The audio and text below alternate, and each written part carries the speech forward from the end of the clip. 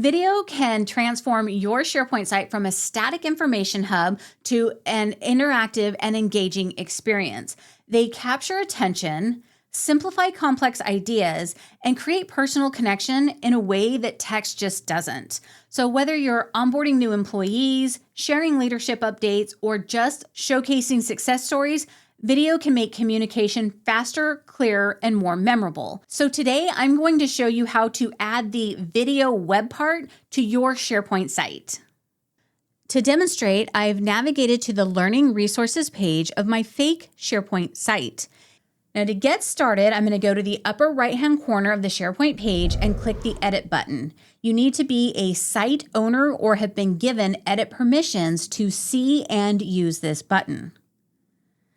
You can add the video web part in one of two ways. You can find it in the toolbox on the right-hand side and just drag and drop it to any location on the SharePoint page, or you can go to the section where you want to add it and hover your mouse until you see the little plus sign icon.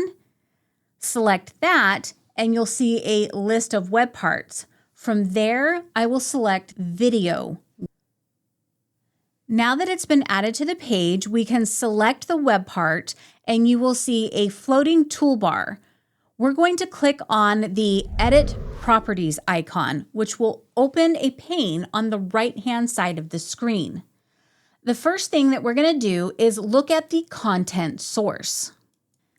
The default is to display videos from this SharePoint site in any document library or folder. If you click the drop-down, you'll see three additional options: specify a folder, a playlist, or a single video. Now, a playlist is a special kind of Microsoft list specifically designed to curate video content, and we'll look at that in the next video in this series. For this demonstration, we're going to look at adding videos using folders. From here, you can look for the folder in this SharePoint site, OneDrive, or any other SharePoint site you have access to. In this example, I'm going to use the videos document library associated with this SharePoint site. There are two folders available, and we already added the team's videos.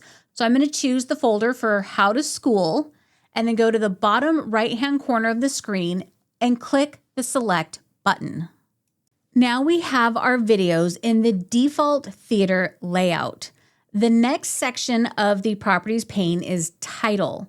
This is where you can decide if you want the title to be on or off. And that's basically just this little section above the first video.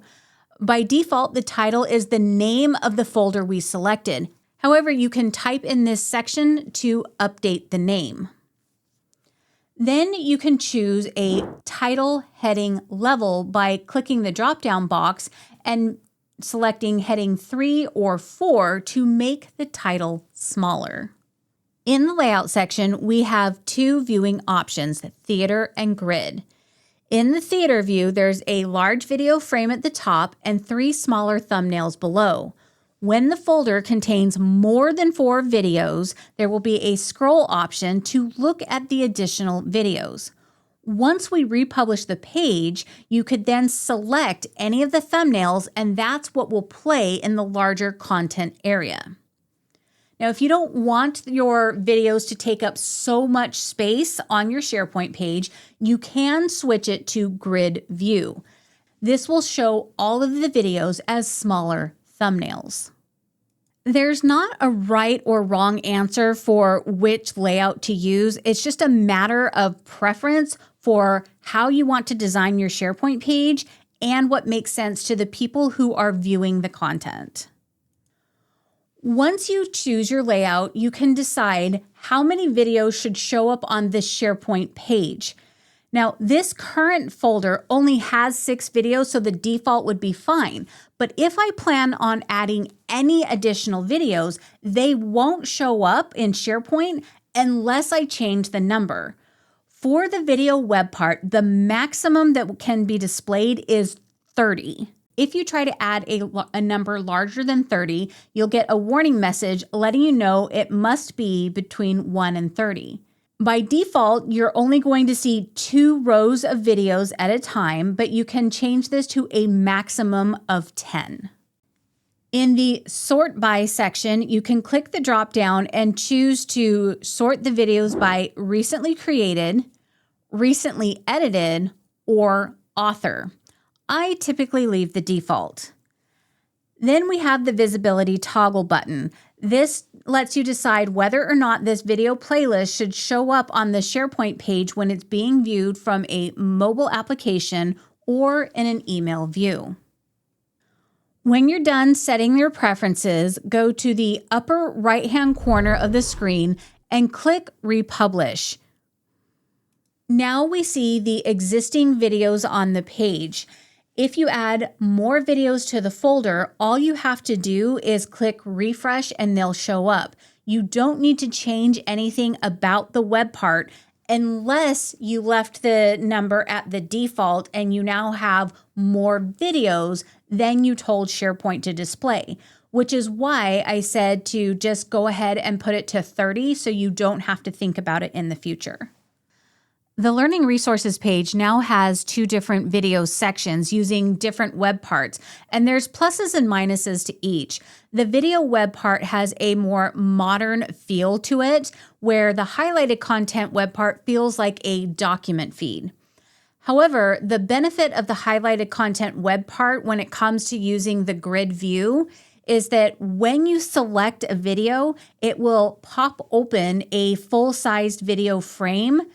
And then when you're done watching the video, you can click the X to dismiss it, and it doesn't permanently take up a lot of space on the screen.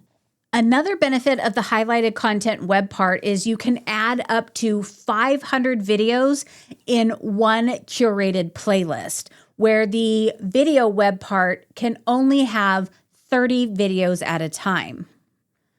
The video web part is easier to set up, but if you prefer the grid view, when you select play on the video, it's only going to play in the small thumbnail view, and you will need to either click the toolbar for full screen or open in browser. If you prefer to have the larger video frame on the screen and you leave it in theater mode, that larger frame is permanently there as compared to with the highlighted content web part, you can dismiss it when you're not using it. Now, in the next video, we're going to look at how to use a Microsoft list in the playlist style as your third option for adding videos to your SharePoint page.